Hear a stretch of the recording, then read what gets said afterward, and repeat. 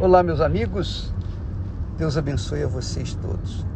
Então, nós temos falado sobre a parábola das 10 virgens.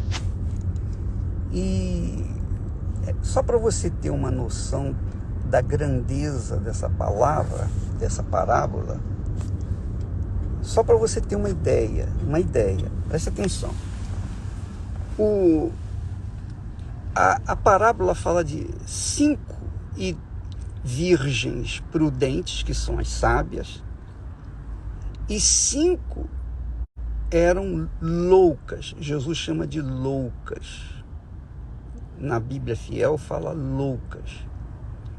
As 5 virgens prudentes fazem parte da igreja do Senhor Jesus, a igreja espiritual do Senhor Jesus.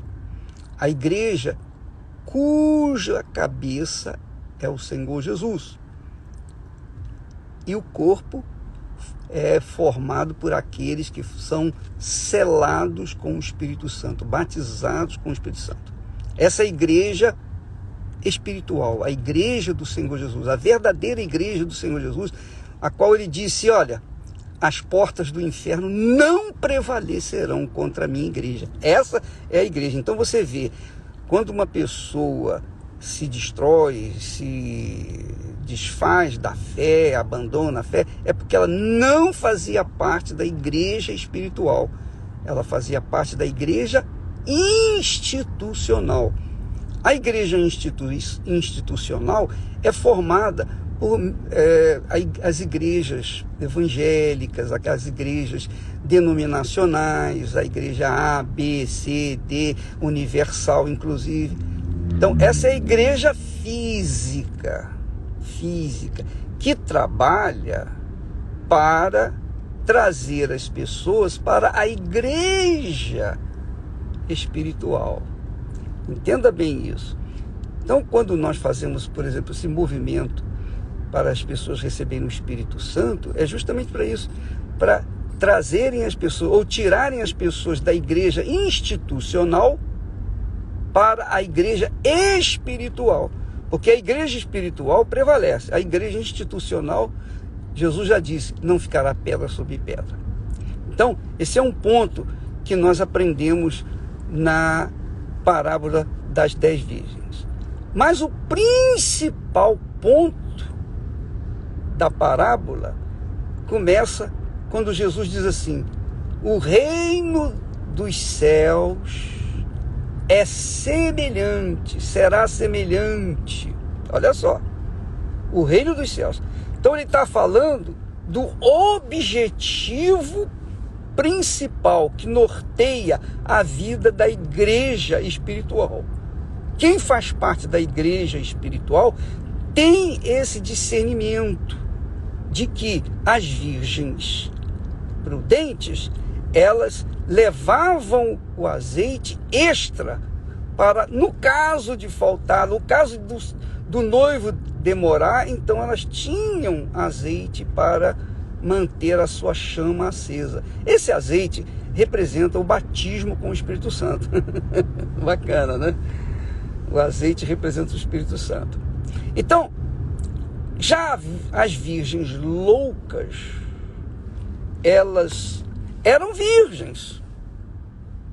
Elas faziam parte da igreja, mas não da igreja espiritual.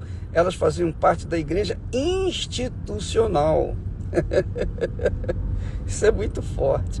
Elas faziam parte da igreja A, B, C, D. Você já viu aquelas pessoas que dizem assim: ah, eu sou da minha igreja, a minha igreja. As pessoas adoram mais a sua igreja do que o próprio Senhor Jesus. Elas têm que adorar o Senhor Jesus. Ele é que é o cabeça da igreja. Quem faz parte da igreja espiritual preza o cabeça, que é Jesus, que é o rei do reino dos céus. Mas quem não nasceu de Deus, não nasceu do Espírito, faz parte da igreja institucional. Pode ser fiel na igreja, pode ser uma pessoa legal, pode não viver no pecado, porque a virgem era santa, supostamente santa, Só Deus via o seu pecado. E por isso Jesus a chamou de loucas. Então eu queria que você soubesse, amiga e amigo, para você se posicionar, ver onde é que você está, na igreja espiritual ou na igreja institucional. Qual a igreja que você pertence? Eu pertenço à igreja do meu Senhor Jesus. Eu pertenço à igreja do meu Senhor Jesus. Mas isso é para se pensar, raciocinar e avaliar.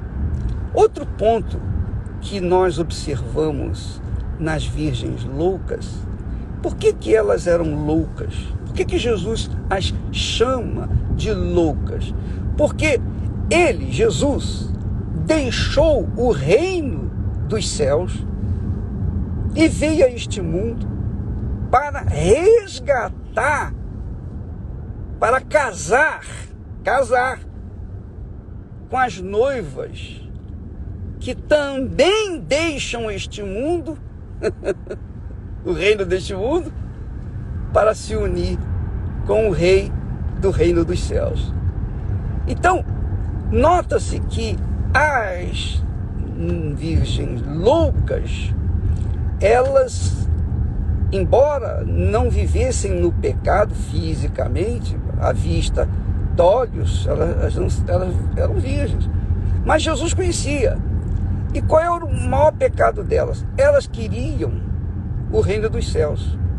Elas iam ao encontro do rei do reino dos céus. Só que elas estavam tão ocupadas com as coisas desse mundo, elas eram displicentes. Elas queriam carregar um pouco do reino desse mundo com elas, porque elas não sacrificaram carregar um vaso ou uma botija extra de azeite. E esse foi o grande pecado delas, porque quando o noivo chegou, a porta se fechou e elas ficaram para trás. Você já pensou? Você imagine uma criatura que vive 20, 30, 50 anos na fé, fiel na igreja e tal, mas quando Jesus vem ou vier, ela fica para trás. E por que ficou para trás? Mas como? Ninguém entende, né? Mas Jesus conhece o coração. Ele conhece mentes e corações. Então, quando a pessoa ficar para trás, ou quando a pessoa fica para trás, é porque tinha razão de ficar para trás. Jesus não é injusto. E naquele momento, elas disseram: Senhor, Senhor. Ele disse: abre-nos a porta, Senhor. Ele disse: não vos conheço. Você não casou comigo. Eu larguei o reino do meu pai, o reino dos céus, para vir aqui nesta porcaria de mundo para salvar a sua vida. Mas você não entregou a sua vida para mim. Você entregou a sua vida para a igreja institucional. E aí não tem casamento. Fica para trás. Deus abençoe a todos. E não se esqueça, por favor, eu queria fortalecer essa ideia. Não se esqueça de que neste domingo nós estaremos no mutirão de fé, em oração, clamor pelas pessoas que vivem no vazio, ou que estão vazias, que têm um vazio enorme dentro de si. Em todas as igrejas universal do Reino de Deus do planeta, nós estaremos numa só fé, num só espírito, lutando por aqueles que estão vivendo o vazio de cada dia. Você nos ajude e traga uma pessoa que você conhece que esteja vazia, tá bom? Deus abençoe e até a próxima. Até amanhã, em nome do Senhor Jesus. Amém.